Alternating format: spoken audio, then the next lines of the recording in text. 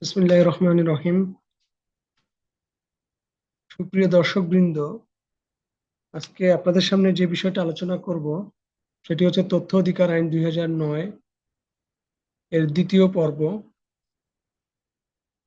কতিপয় তথ্য প্রকাশ বা প্রদান বাধ্যতামূলক নয়, যেটি তথ্য অধিকার আইনের ধারা 7 উল্লেখ করা আছে।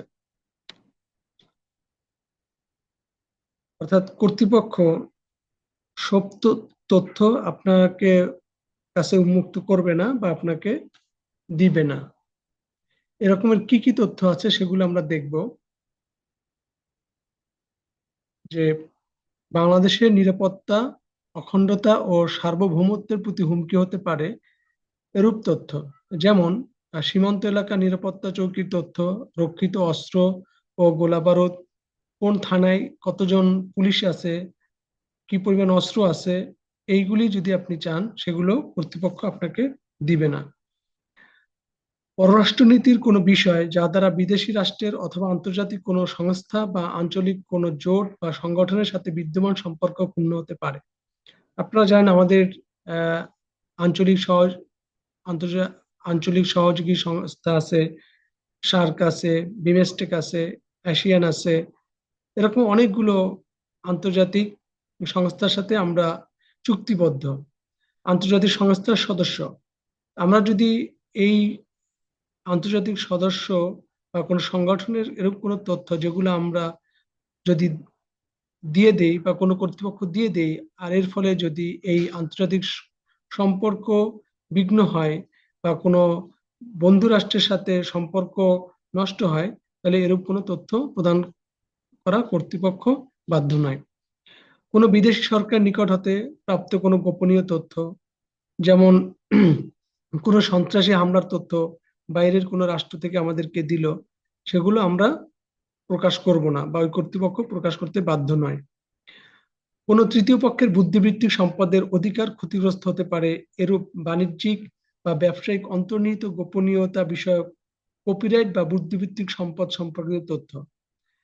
যেমন একটা উদাহরণ দেই, ইউনিলিভার পণ্যের বা লোশনের উপাদানের মিশ্রণ পদ্ধতি যদি এটা বলে দেই, তাহলে ইউনিলিভার পণ্যের ব্যবসা ক্ষতিগ্রস্ত হবে। এজন্য এই তথ্য দিতেও কোনো কর্তৃপক্ষ বাধ্য নয়। আপনি আহ, আপনার মেধাস্বত্ব দিয়ে কোনো একটি প্রোডাক্ট তৈরি করেছেন, এই মেধাস্বত্বর আর ভিতরের যে প্রযুক্তি, ভিতরের যে উপাদানের মিশ্রণ, এগুলো প্রকাশ করা যাবে না।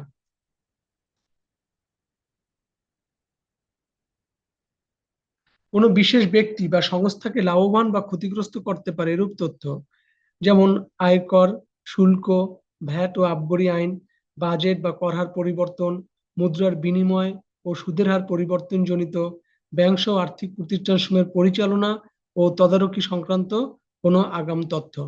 আমরা যদি আগেই বলে দেই যে আগামী আগামী বাজেট পরবর্তী মোবাইলের দাম বৃদ্ধি পেয়ে যাবে, পেঁয়াজের দাম বৃদ্ধি পেয়ে যাবে, বা অমুক প্রোডাক্টের দাম বৃদ্ধি পেয়ে যাবে, তাহলে কি একরকম অস্থিরতা তৈরি হবে, মানুষ ওইগুলো কিনে মজুত করে রাখবে। তাহলে প্রচলিত যে বাজার ব্যবস্থা আছে সেটি বিঘ্ন ঘটবে। তো এরকম কোনো তথ্য, আগাম তথ্য প্রকাশ করা যাবে না। তারপরে প্রচলিত আইনের প্রয়োগ বাধাগ্রস্ত হতে পারে বা অপরাধ বৃদ্ধি পেতে পারে এরূপ তথ্য, যেমন মাদক নিয়ন্ত্রণ আইন আছে, এই আইনের অধীনে মাদক নিয়ন্ত্রক অধিদপ্তর চলছে।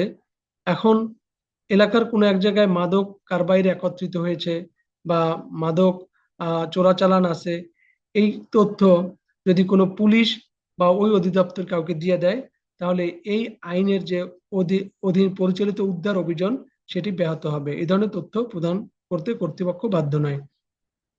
জনগণের নিরাপত্তা বিঘ্নিত হতে পারে বা বিচারাধীন মামলার সুষ্ঠু বিচার কার্যক্রম ব্যাহত হতে পারে এরকম কোনো তথ্য, যেমন থানায় মজুতকৃত অস্ত্রের সংখ্যা, ধরন, কতজন পুলিশ মোতায়েন করা আছে, কে কখন ডিউটি পালন করতেছে, এগুলো প্রকাশ করলে জনগণের নিরাপত্তা বিঘ্নিত হতে পারে। এই জন্য এই তথ্য প্রদান করা বাধ্য নয়। কোনো ব্যক্তির ব্যক্তিগত জীবনের গোপনীয়তা ক্ষুণ্ণ হতে পারে, এরকম কোনো তথ্য প্রদান করা বাধ্য নয়।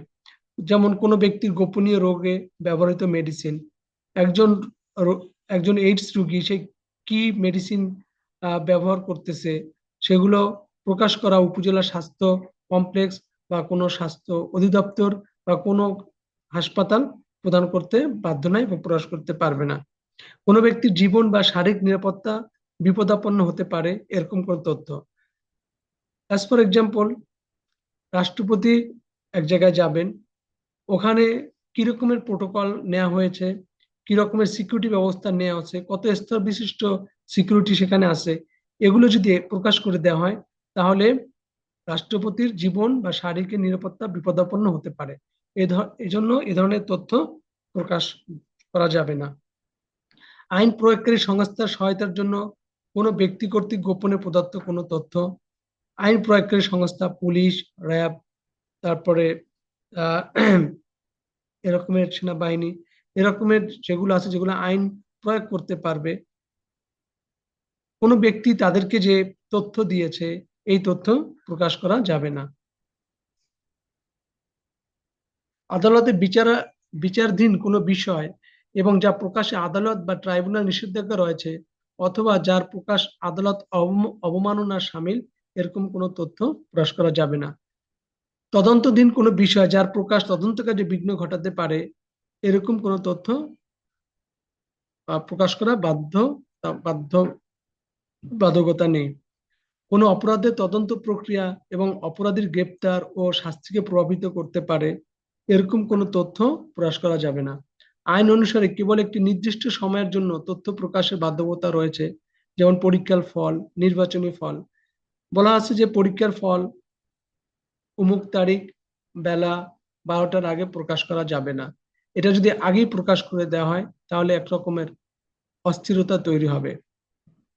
এজন্য নির্বাচনী ফল যেমন বিকেল 5টা বা সন্ধ্যা 7টার আগে প্রকাশ করা যাবে না। এটা আগে প্রকাশ করে দিলে বিভিন্ন রকমের নৈরাজ্য তৈরি হতে পারে। এজন্য বলা হচ্ছে যে ফলের আগে ফল নয়, অর্থাৎ যখন টাইম ভিত্তিতে ফলটা ঘোষণা করার কথা ঠিক তখনই ঘোষণা করতে হবে, আগেও না পরেও না। তারপরে কৌশলগত ও বাণিজ্যিক কারণে কারিগরি বা বৈজ্ঞানিক গবেষণা লব্ধ তথ্য, এটা অনেকটা বুদ্ধিবৃত্তিকের মতোই। কৌশলগত বাণিজ্যিক কারণে কারিগরি বা বৈজ্ঞানিক গবেষণা লব্ধ তথ্য এগুলো প্রকাশ করতে বাধ্যবাধকতা নেই। কোনো ক্রয় কার্যক্রম সম্পূর্ণ হবার পূর্বে বা উক্ত বিষয়ে সিদ্ধান্ত গ্রহণের পূর্বে সংশ্লিষ্ট ক্রয় বা তার কার্যক্রম সংক্রান্ত কোনো তথ্য, যেমন টেন্ডার, আমরা যখন টেন্ডার উন্মুক্ত করি সেই টেন্ডার উন্মুক্ত করার আগেই আমি টেন্ডার সম্পর্কিত কে কাজ পেলো না পেলো আমি প্রকাশ করতে পারবো না। মূল্যায়নের আগে আমি এটা প্রকাশ করতে পারবো না, মূল্যায়নের পরে তারপরে এটা প্রকাশ করতে হবে।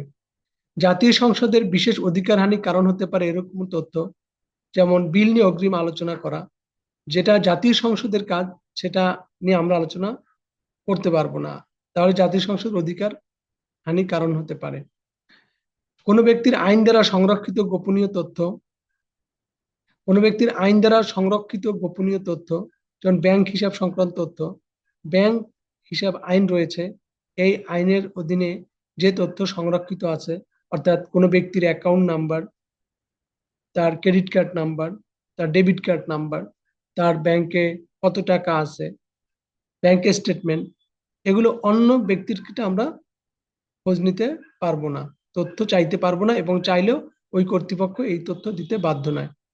পরীক্ষার প্রশ্নপত্র বা পরীক্ষার প্রদত্ত নম্বর সম্পর্কিত আগাম তথ্য, আমি আগেই পরীক্ষার ফল ঘোষণার আগেই আমি পরীক্ষার প্রদত্ত নাম্বার আমি ঘোষণা করে দিলাম, জানিয়ে দিলাম, এতে বিপর্যয় নৈরাজ্য আসতে পারে। এজন্য এরকম তথ্য প্রদান করতে কর্তৃপক্ষ বাধ্য নয়।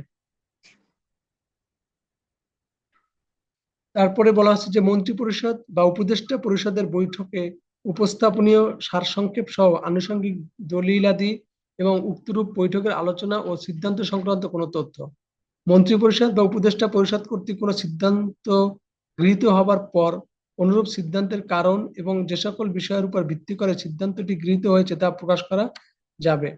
এই ধারার অধীন তথ্য প্রদান স্থগিত করার ক্ষেত্রে সংশ্লিষ্ট কর্তৃপক্ষকে তথ্য কমিশনের পূর্বানুমোদন গ্রহণ করতে হবে। উপরে যাই বলা আছে না কেন, বিশেষভাবে যে কথাটা বলা আছে যে ধারা 7 যা কিছুই থাকুক না কেন, তথ্য প্রকাশের জন্য বাধ্যতামূলক নয়, এরূপ তথ্যের সাথে সম্পর্কিত হওয়ার কারণে কোনো অনুরোধ সম্পূর্ণ প্রত্যাখ্যান করা যাবে না। অনুরোধের যতটুকু অংশ যৌক্তিকভাবে পৃথক করা সম্ভব ততটুকু অংশ অনুরোধকারীকে সরবরাহ করতে হবে। প্রিয় দর্শকবৃন্দ, আজকে এই পর্বে আমরা এখানেই সীমাবদ্ধ রাখছি। যারা আমাদের চ্যানেলটি এখনো সাবস্ক্রাইব করেন নাই, আমাদের চ্যানেলটি সাবস্ক্রাইব করার জন্য বিনীত অনুরোধ করছি। আর এটি কমেন্ট, শেয়ার এবং লাইক দিয়ে আমাদেরকে উজ্জীবিত করার জন্য বিশেষভাবে অনুরোধ করছি। সবাইকে ধন্যবাদ। আল্লাহ হাফেজ। আসসালামু আলাইকুম।